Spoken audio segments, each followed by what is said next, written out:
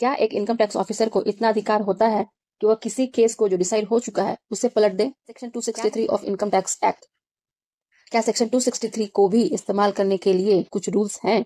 अगर ऑफिसर ने सेक्शन 263 के प्रोविजंस को ठीक से अप्लाई नहीं किया तो क्या हो सकता है? इन्हीं सब सवालों के साथ आज मैं एक केस लॉ लेके आई हूँ। केस लॉ का नाम है PCIT यानी principal commissioner of income tax versus Rita Lakhmani. Citation है 2023 457 ITR 603 कलकत्ता हाईकोर्ट। ये कलकत्ता हाईकोर्ट का डिसीजन है जो 22 नवंबर 2022 को डिसाइड हुआ। इस केस में पेनी स्टॉक शेयर ट्रांजैक्शन की बात की गई है। एक टाइम था जब पेनी स्टॉक शेयर ट्रांजैक्शन के थ्रू बहुत सा टैक्स इवेजन किया गया था जो पूरे देश के लिए सिरदर्द बना हुआ था। तो अपने पॉइंट से ना हटते हुए आइए डिस्कस करते हैं इस केस को।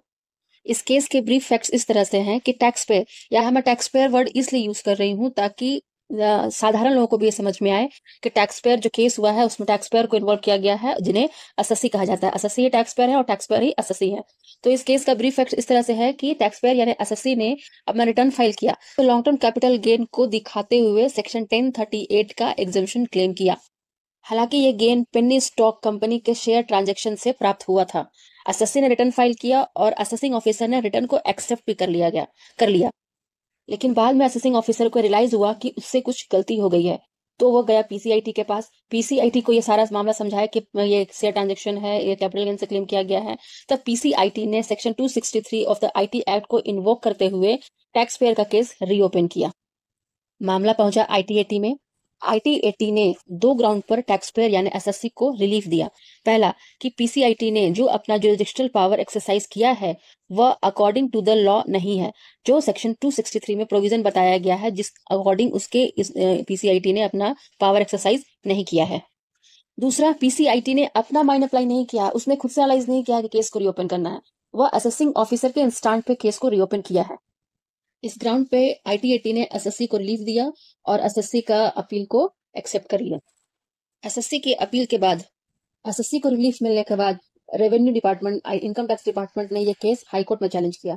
हाईकोर्ट में 3 सब्सटेंशियल क्वेश्चन को रेज किया। इसमें पहला है, चूंकि टैक्स पेयर ने या एसएससी ने अपने ट्रांजैक्शन को जेन्युइननेस प्रूफ नहीं कर पाया, फिर भी IT80 ने लॉन्ग टर्म कैपिटल गेन के अंतर्गत जो एग्जम्पशन 1038 का एग्जम्पशन है उसे अलाउ कर दिया गया, जो कि गलत है।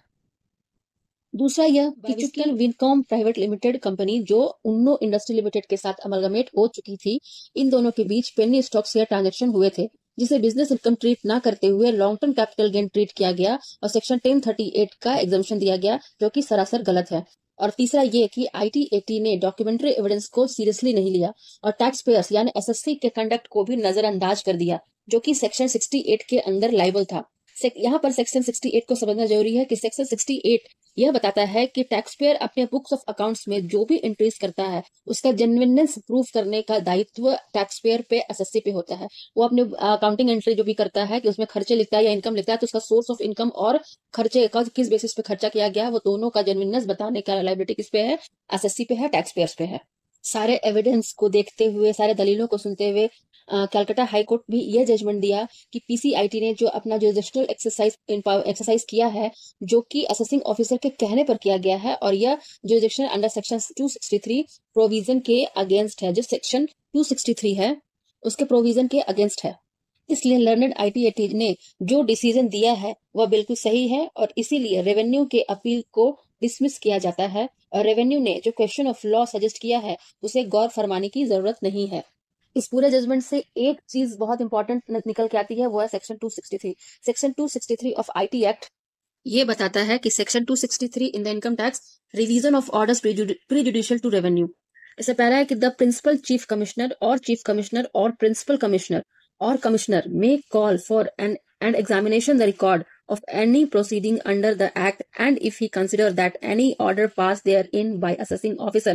इसमें ये नोट करने वाली बात है कि if he consider मतलब उसको ऐसा लगता है, कंसिडर करता है कि असेसिंग ऑफिसर ने जो ऑर्डर पास किया है, चाहे वो order transfer pricing officer as the case में बी इज इरोनियस इन, मतलब वो गलत है, so far as it is prejudicial to the interest of revenue और रेवेन्यू के अगेंस्ट है, he may, after giving the assessee an opportunity of being heard and after making or causing to be made such inquiry as he deems necessary, pass such order thereon as the circumstances of the case।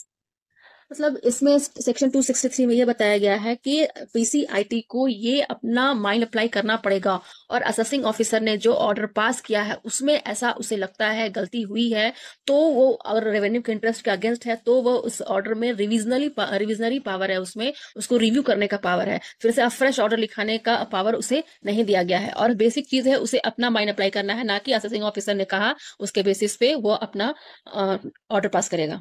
High court case में observation ये रहा कि चूंकि PCIT ने अपना judicial power जो use किया है वो असेसिंग ऑफिसर के कहने पे यूज किया है, इसलिए वो जो उसका जुडिक्शन है, उस केस को रीओपन करने का जुडिक्शन है वही नहीं बनता है, तो बाकी क्वेश्चन ऑफ लॉ और फैक्ट्स को कंसिडर करने की आवश्यकता नहीं है। इसलिए यह केस को इस बेसिस पे कि उसका जुडिक्शन ही गलत है, इस केस को खारिज कर दिया जाता है और रेवेन्यू को अपना रेवेन्यू लॉस करना पड़ता है।